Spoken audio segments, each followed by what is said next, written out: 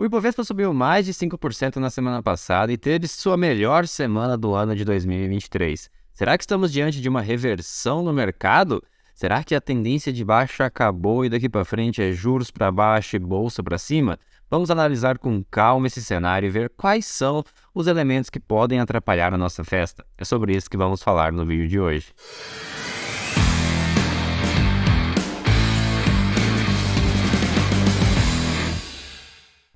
A todos aqueles que estão chegando agora aqui no canal, meu nome é Adriano Bondezan, analista CNPI aqui da Rock Trade, e no vídeo de hoje nós vamos falar sobre a performance das bolsas brasileiras. Na semana passada, tivemos uma alta de mais de 5% no índice Bovespa, tendo uma das suas principais semanas do ano de 2023 e desde meados de 2022. Então, realmente, foi um movimento muito atípico na bolsa, tendo uma alta de quase 4% em um único dia e realmente trazendo esse ânimo novamente para os investidores locais, mas cabe salientar de que de fato ainda não estamos em um bull market, ou será que ainda falta muito para que a gente de fato tenha uma reversão no mercado? Vamos fazer uma análise com calma dos dados que saíram na semana passada, tanto nos Estados Unidos quanto aqui no Brasil, ver como que está o gráfico do Ibovespa também para ver quais são os próximos pontos, e movimentos que o índice pode fazer durante essa semana e também ver quais são os indicadores que poderão impactar a festa do Ibovespa durante essa semana. Primeiramente, quero convidar você a se inscrever aqui no canal se você ainda não é inscrito.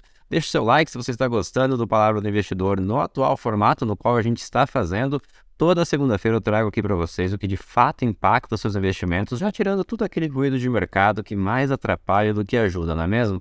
Então vamos lá, eu quero começar mostrando para vocês o que aconteceu na semana passada nos Estados Unidos. Não tivemos muitos indicadores lá, tivemos apenas o CPI, que veio dentro do esperado, acabou trazendo ali um pouco mais de certeza de que o Federal Reserve irá realmente ter mais uma alta de juros, inclusive na ata do Fed que saiu durante a semana passada também, ele reforçou de que continuará ainda com mais um aumento nas taxas de juros, elevando os juros que hoje está em 4,75 para 5 e 5,25. Então o mercado já precifica essa alta. 86% do mercado acredita realmente que essa alta acontecerá agora na próxima reunião, no dia 3 de maio. E olhando o restante da curva futura, passando aqui para julho, a gente ainda vê uma manutenção dessa taxa de juros, o que antes já estava prevendo uma queda. Agora a gente vê uma manutenção. Novembro, para a reunião de novembro, ele começa realmente a precificar um corte nos juros futuros. Mas, de novo, ainda estamos com uma taxa de juros nos Estados Unidos muito alta, entre 4,5% e 4,75%, eles estão precificando para dezembro, mas hoje ainda com 4,75% e 5% é uma bela taxa de juros, e isso acaba fazendo com que as bolsas nos Estados Unidos acabam sofrendo um pouco bastante, acaba passando ainda por momentos de quedas. A gente viu na semana passada um certo rally no momento em que saiu o CPI americano, trazendo ali dentro das expectativas a inflação dos Estados Unidos, que está levemente acima do que a inflação brasileira. Quem diria, nós teríamos uma inflação menor do que a inflação dos Estados Unidos e menor do que os principais países do mundo. E eu vou mostrar aqui para você uma comparação da nossa inflação com a inflação dos principais países do mundo. Nós começamos aqui o nosso aperto monetário muito antes do que o aperto monetário das principais companhias, dos principais países americanos, e mundiais. Então hoje estamos numa situação melhor do que eles, e inclusive já questionando se teremos ou não quebra na taxa de juros, o corte na taxa de juros. Então trazendo aqui para vocês e já trazendo para o Brasil, já que não temos muitos assuntos dos Estados Unidos, nós estamos com a inflação nos últimos 12 meses de 4,65. Então realmente, se você olhar dentro do padrão do Banco Central, estamos dentro da meta, porque a meta nada mais é do que 3,25, com uma banda de 1,5 para cima e 1,5 para baixo. Então, se você somar 3,25 com 1,5 dá 4,75. Com a inflação em 4,65, estamos dentro da meta, para 2023, e isso já animou os mercados, principalmente a terça-feira passada, quando saiu o IPCA aqui do Brasil, que veio levemente melhor do que as expectativas, mas já foi o bastante para animar os mercados e para que comece a se enxergar já no curto prazo um corte nos juros do Brasil, que antes, até a semana passada, isso não era possível. A gente olhava para as curvas futuras do Brasil, eu mostrei isso no Palavra do Investidor passado, e a gente via ainda até o final do ano uma Selic em 13%, 13,25%. Hoje a gente já começa a ver uma Selic a 12, 12,5% ou até 11,5%. Então realmente São vários cortes que estão sendo precificados pelo mercado, né, ainda esse ano. Mas olhando aqui para a inflação, primeiramente, e comparando ela com os Estados Unidos, estamos com uma inflação de 4,65, enquanto os Estados Unidos está com uma inflação de 5. Se a gente pegar aqui a zona do euro, uma inflação de 6,9. Se a gente pegar aqui a Alemanha, por exemplo, uma inflação de 7,4. E trazendo aqui para um dos nossos principais comparativos, que seria o Chile, uma inflação de mais de 11%. Então, realmente, o Brasil está muito bem na foto e devemos isso ao Banco Central brasileiro, que foi austero desde o início, acabou exagerando sim ao baixar os juros a 2% e acabou também exagerando, elevando ele a 3,75%, mas de fato, olhando para os resultados que estão acontecendo agora, dá para ver que ele está conseguindo trazer a inflação para a meta, mesmo que isso esteja custando ainda uma crise de crédito aqui no país e possivelmente uma desaceleração econômica. Isso é até esperado, dado que uma taxa de juros tão alta, igual a gente está vendo hoje, né, acaba fazendo realmente com que a economia se desacelere por um motivo, que é reduzir a inflação, e agora com a redução da inflação a gente pode começar a pensar em corte de juros. Como tivemos também na semana passada o arcabouço fiscal, e também essa semana teremos provavelmente a publicação dele no Congresso para votação, então isso já acaba trazendo um certo alívio para os investidores e tira esse risco de mercado, né, de se tornar uma Venezuela, por exemplo, não tendo nenhum tipo de âncora fiscal. Então não é esse mais o caso, né? Tudo bem que não é o melhor arcabouço que poderia ter sido feito, mas de fato é um arcabouço que pode sim segurar as contas públicas no curto prazo. Então, trazendo para a inflação, agora eu quero mostrar para vocês como que está a expectativa do mercado em relação aos juros, né? Como eu havia dito para vocês, estamos aqui com mais de 80%, 90% de apostas de que a próxima reunião, que será no dia 3 de maio, terá manutenção. Então, ou seja, o mercado ainda não está precificando um corte nos juros já na próxima reunião, que será dia 3 de maio, mas se a gente vier para as próximas reuniões em junho, por exemplo, começa a se precificar ainda uma manutenção ou uma queda de 0,5% ou 0,25%. Se você começar a trazer para as reuniões de agosto, isso já começa a ficar um pouco maior também, né? Uma queda aqui de mais de 0,5% na taxa Selic, e para a reunião de setembro também estão precificando, ainda não tem aqui a reunião de setembro. Então até agosto a gente tem aqui ainda trazendo para vocês que o mercado começa a precificar realmente uma queda. Olhando para os juros futuros, como que está hoje, como que estava no futuro, e aqui eu peguei um gráfico da XP, né, só para trazer para vocês. Essa é a curva que está atual de um dia atrás, ou a última, né? São essa curva aqui, a curva de uma semana, um mês e de 6 meses atrás. Então, há 6 meses atrás, o mercado precificava que no final de novembro, né, a gente teria uma Selic em 11,5%. Isso acabou mudando por todo o discurso que o governo teve, tudo que aconteceu, vocês já sabem, né, nos primeiros meses do ano, mas temos aqui também, ó, há um mês atrás estava sendo precificado uma curva de 13%. Então, essa queda de 13% para a atual, que está em 11%, quase 12%, fez com que as bolsas andassem bastante. E não só isso, fez com que o fluxo estrangeiro também viesse com mais força no mês de abril. Então, a gente viu em abril mais de 1%, mais de 1 bilhão de investimento estrangeiro voltando para o país. Se você pegar no acumulado dos últimos 12 meses também, de um gráfico que eu peguei da XP, a gente vê que ainda temos aqui um saldo positivo de mais de 40 bilhões de reais entrando aqui no Brasil de investimento estrangeiro. Então o gringo continua gostando do Brasil, né? Ele acabou perdendo um pouco da crença ali em meados de março, começou a tirar bastante dinheiro. Isso a gente viu refletindo na bolsa, né? Se a gente trazer aqui para o gráfico, a gente vê que desde meados de fevereiro a bolsa vem caindo. Janeiro a bolsa caiu bem,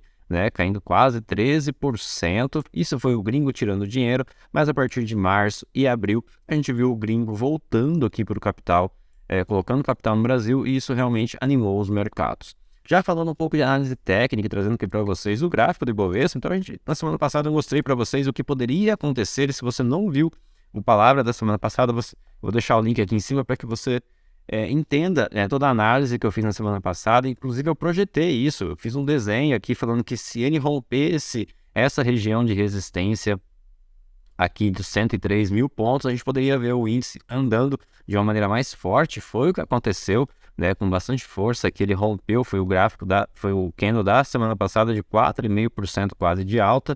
Ele veio corrigir aqui uma resistência bem forte, que é a média de 200 períodos, junto com uma projeção de Fibonacci de 100%. Então, se você projeta aqui um Fibonacci para cima, você acaba vendo que ele atingiu certinho 100% de Fibonacci. É natural que ele tenha uma correção é saudável das pessoas que estavam compradas aqui, colocou o dinheiro no bolso, e também a gente pode ver que através do volume, né, a gente viu essa correção é muito saudável, com um volume baixo, então tudo indica que ele pode vir buscar essa região aqui novamente dos 104 mil pontos, é natural e é saudável que ele venha testar essa região para continuar a sua tendência de alta, vindo buscar aqui os 110 mil pontos, que é o próximo patamar e o próximo alvo de Fibonacci que o índice vem buscar, que também corrobora com essa região aqui, né, de um outro pivô feito ali em meados de fevereiro. Então, realmente, o índice Bovespa reverteu a sua tendência de baixa, rompeu a sua linha de tendência de baixa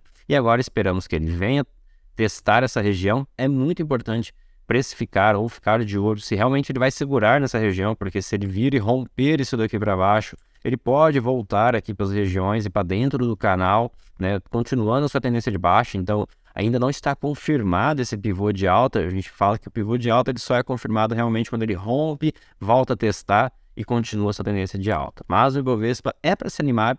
Acredito que chegamos ao fundo do poço. Como eu vinha falando para você, a gente precisava de alguns gatilhos para que o mercado começasse a precificar realmente um corte de juros no cupom para que a gente pudesse ver a bolsa começando a andar. O dólar também acabou caindo bem na semana, caiu muito bem, inclusive veio testar novamente aqui o fundo do canal.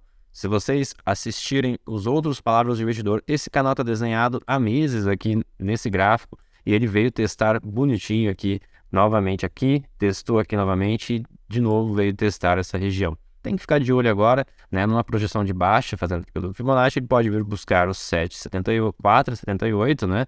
Caso ele não consiga romper essa linha de tendência de baixa, ele vai voltar aqui e testar novamente o canal para cima. Então, ele vai ficar testando tanto o topo superior do canal, quanto aqui esse fundo, até que, de fato, ele rompa um ou outro, né? No momento, o dólar, a tendência de queda clara aqui, com esse canal de baixa. Vamos acompanhar se no curto prazo ele rompe essa linha de tendência para vir buscar esses novos alvos aqui, que são marcações no gráfico que foram feitas ali em meados de 2020, né? Então aqui a gente pode olhar, né, o gráfico lá no passado, a gente tem aqui outros pontos para se atingir. Mas, pessoal, é isso, estamos muito contentes com essa virada no mercado brasileiro. Tomara que realmente o governo continue com o seu processo no arcabouço fiscal, tomara que a Assembleia acabe aceitando, né, o arcabouço sem fazer tanto recorte, para que a gente tire isso do radar e comece realmente a precificar uma bolsa de valores, um Ibovespa um pouco mais descontado do que já está, né, para que a gente possa realmente começar a ter uma visão mais de longo prazo e começar a investir realmente no nosso índice Ibovespa, porque a gente acredita que está muito, muito, muito descontado e que tem muito espaço para alta. Então, se você está posicionado no Ibovespa nesse melhor momento, segura as pontas, porque de fato a gente pode estar diante de uma virada de mercado. E sempre que o final de um ciclo de baixa termina e começa-se um ciclo de alta, como a gente viu lá em meados de 2016, em outros momentos de crise aqui no Brasil, a gente viu a bolsa saindo de patamares baixíssimos e dobrando ou triplicando o capital. Então estamos diante do melhor momento para se investir na bolsa. Se você ainda não está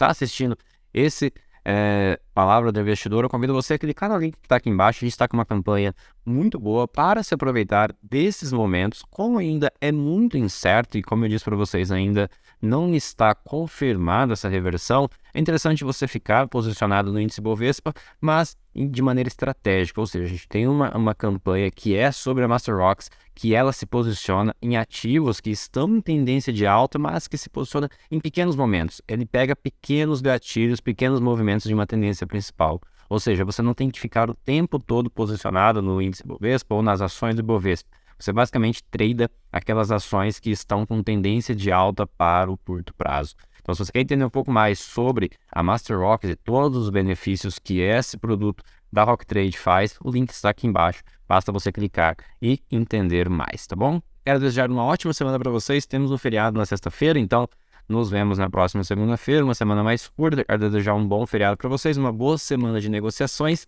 E na próxima segunda-feira estaremos juntos aqui em mais um Palavra do Investidor. Tchau, tchau.